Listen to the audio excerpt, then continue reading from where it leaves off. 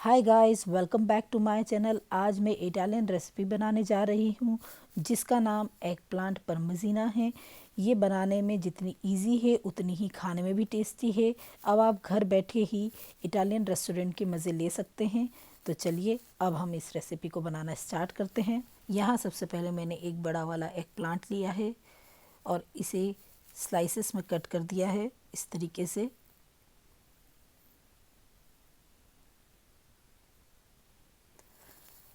अब मैं इसकी स्लाइसेस चॉपर बोर्ड पे ही सेट कर रही हूँ इस तरीके से। और अब मैं इस पे थोड़ा सा नमक स्प्रिंकल करूँगी। सेम इसी तरीके से मैं इसकी दूसरी साइड पे भी नमक स्प्रिंकल करूँगी, इसे फ्लिप करके।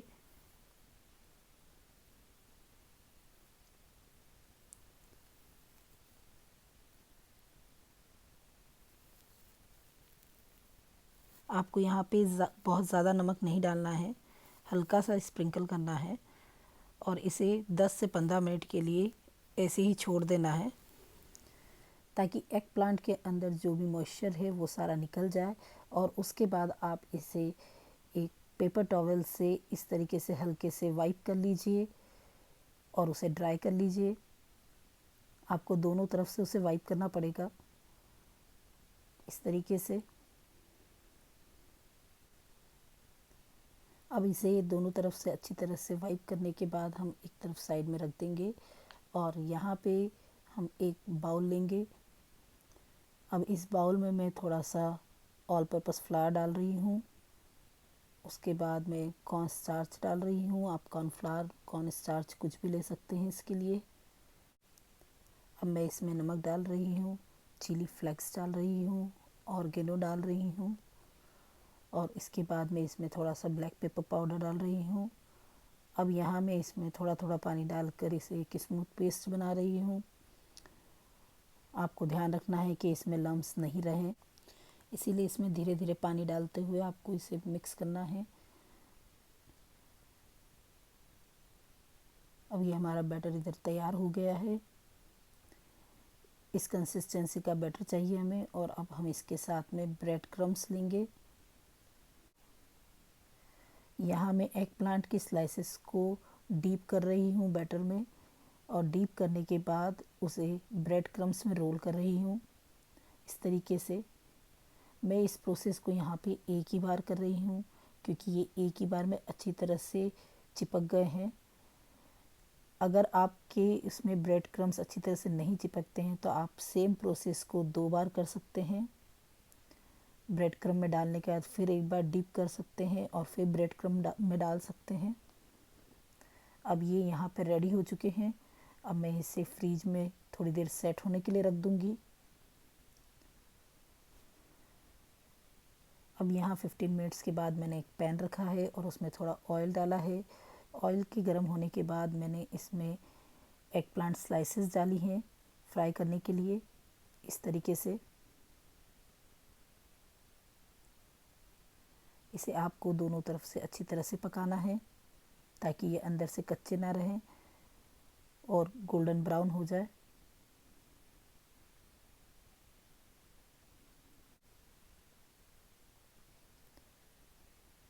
आप देख सकते हैं कि ये पक चुके हैं। अब मैं इसे बाहर निकाल रही हूँ। इसी तरीके से हमारे जो बचे हुए एग प्लांट्स हैं उन्हें भी हमें फ्राई करना है। और जब सारे एग प्लांट्स हमारे फ्राई हो जाएंगे तब हम इसके नेक्स्ट स्टेप पे जाएंगे। आप देख सकते हैं कि ये रेडी हो चुके हैं। इस तरीके से हमने सारे एग प्लांट्स को फ्राई कर लिया है। आप चाहें तो इसे ऐसे भी खा सकते हैं। अब यहाँ पे मैंने एक बेकिंग ट्रे लिया है और इसमें मैंने मेरियाना सॉस यूज़ किया है। तो सबसे पहले मैं यहाँ पे सॉस डाल रही हूँ और उसकी एक लेयर बना रही हूँ, एक पतली लेयर बना रही हूँ इस तरीके से। अब हम इसके ऊपर एक प्लांट की स्लाइसेस रखेंगे। आप अपने हिसाब से उसे सेट कर सकते हैं। स्लाइसेस के ऊपर यहाँ मैंने थोड़ा सा चीज़ डाला है। अगर आप चीज़ कम पसंद करते हैं तो आप कम डाल सकते हैं।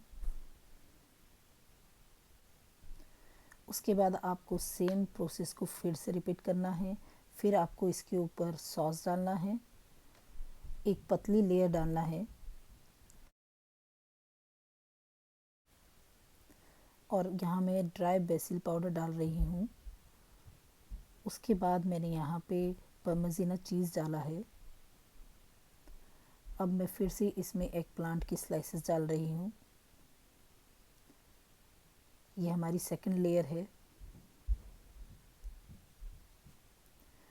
अब मैं यहाँ इसके ऊपर मोज़ेरेला चीज़ डाल रही हूँ, सेम उसी तरीके से जैसे मैंने पहले किया था।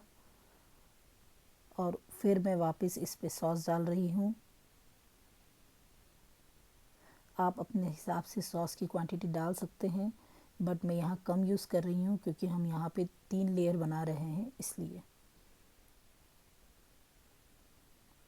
फिर मैं इसके ऊपर बेसिल पाउडर डाल रही हूँ और पार्मेज़ान चीज़ डाल रही हूँ। अब मैं फिर से इसके ऊपर एग प्लांट की स्लाइसेस डाल रही हूँ। ये हमारी थर्ड लेयर है और मैं इसे सॉस के साथ फिर कवर कर रही हूँ सेम प्रोसेस से।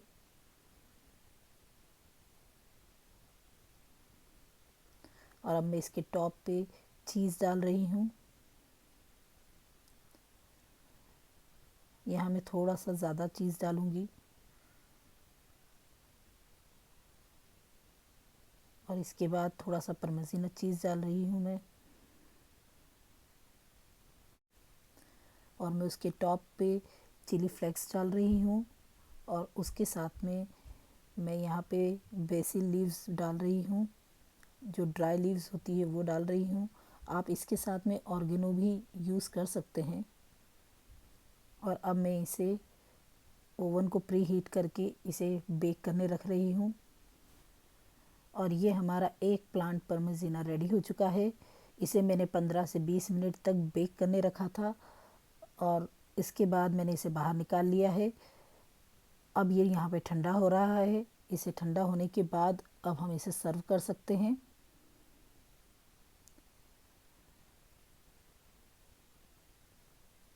ये ठंडा हो चुका है। अब मैं इसे बाहर निकाल रही हूँ। ये देखिए एक साथ इसकी लेयर बाहर आ रही है और चीज़ भी पूरी तरह से मेल्ट हो चुका है। अब आप इसे सर्व कर सकते हैं। ये खाने में बहुत ही टेस्टी लगती है और ये मेरी भी फेवरेट रेसिपी है। आई होप आपको मेरी ये रेसिपी पसंद आई होगी। प्लीज़ कमेंट्स करके ज़रूर बताइए और अगर अभी तक आपने मेरी चैनल को सब्सक्राइब नहीं किया है तो प्लीज़ सब्सक्राइब कीजिए। अब आप मुझे फेसबुक पे, ट्विटर पे और इंस्टाग्राम पे भी फॉलो कर सकते हैं।